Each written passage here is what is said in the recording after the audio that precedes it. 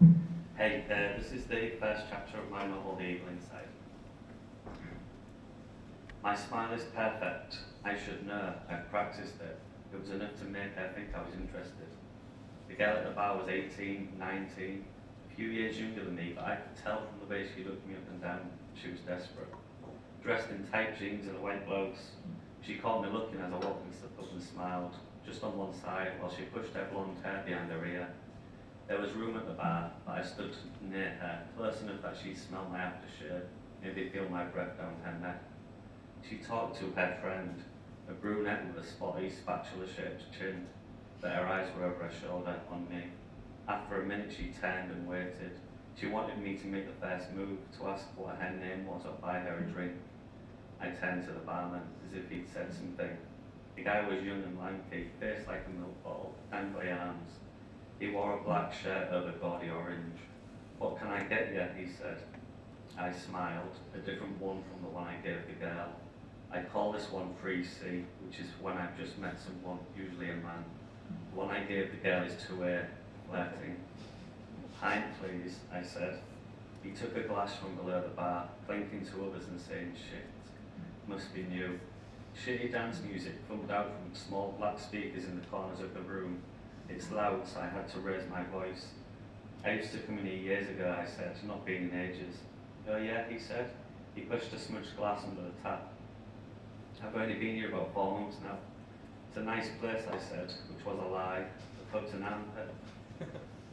Wallpaper yellowed and peeling, tables scratched with initials, the air stinking of lager and urine. It was filled with pissheads. They chatted, waved to people as they came through the door. Everybody knew everybody, probably spent every night in there. Nowhere else to go, so they drink their lives away. It's sad, really. I turned back to the barman. "What's the name of the girl who used to work here?" I asked. I rehearsed it, but I made it sound casual. He thought for a second, passed me my pint, and I paid him. "Becky?" "Yeah, that's her. She was fun." I couldn't say more than that. After all, I didn't actually know her. He looked into my eyes, kept them there for a bit too long, and I wondered why. A middle-aged woman, more rings on her dirty fingers than teeth in her mouth, staggered over. The barman moved his eyes from me and reached for a glass.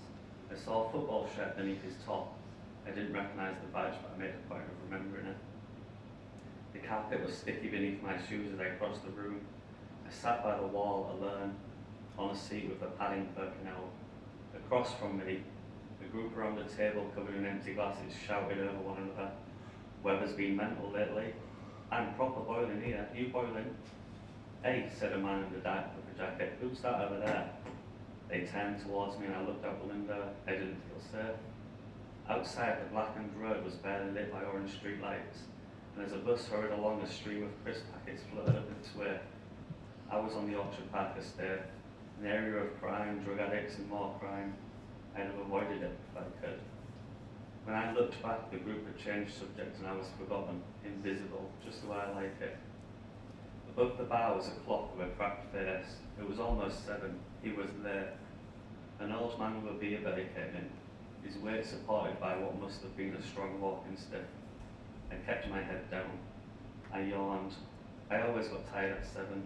When I was a kid, after my parents broke up, my mum kept a schedule on the wall that I had to follow. In the evening it went 5 p.m. eat, 6 p.m. play games, quietly, 7 p.m. quiet time, 8 p.m. bed. Then it started again in the morning. So if my mum was off her head and whatever was on the menu that day, I didn't need to bother her. I could just look up at the dry whiteboard on the fridge and I'd know what I had to do.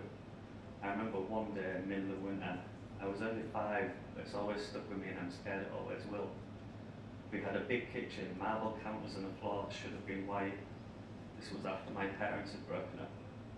About a week after our dog had died, so it was just me and her. The air smelled faintly of lemon. Always did.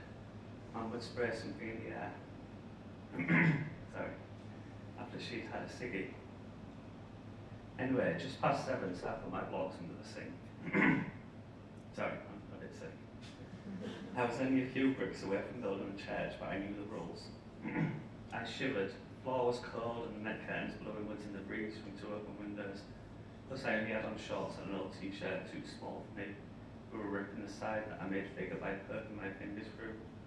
Stop that, Mum said. She knelt down and grabbed my shoulders. She smelled of drugs, strong and sweet.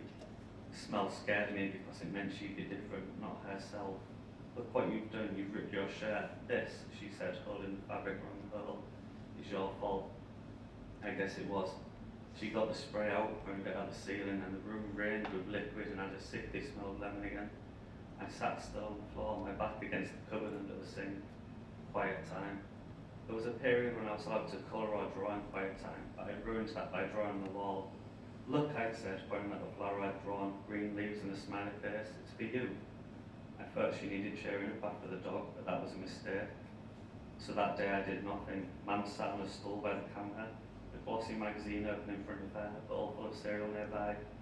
She had on a thick pink cardigan down to her knees and a long sleeve woolen jumper underneath. Her golden hair was curled, her lipstick, red, perfectly highlighted her thick lips, gave her a big smile when she was in the mood. She had amber eyes like a cat, perfect, and not even time can take that away from her. I watched her slump forward, watched her fall asleep at the counter, one elbow in her cereal, her forearms spot on her head. She didn't move for a few minutes. I wondered whether I could get my toys back and finish my church, so the villagers I imagined would have a place to hide. As I touched the handle of the cupboard, a cat screeched outside, and Mum stared for a second. 30 minutes passed, me on the floor, hair passed out. Then she sat back up and she held her head. I knew that meant she had a headache and didn't want me to talk or make any noise. It was 7:54, and I had an idea. We had a shoe rack by the back door, and I carried it carefully to the fridge. Stood on it and took the pen from above the driveway board that had the schedule on it. Between 7 p.m. and 8 p.m. I added an entry. 7:55 p.m. cuddles. Mum looked my way as I finished writing it. She jumped up. The fuck are you doing? She said. Fuck was a word that she was allowed to use, but I wasn't. I pointed but didn't speak. Mum walked over and I held my goose pimpled arms open. She slapped me, her thick ring catching the side of my head just above my scar, and knocked me to the floor. You don't touch the schedules, she said. She wiped the writing off with the sleeve of her cardigan. Bed now.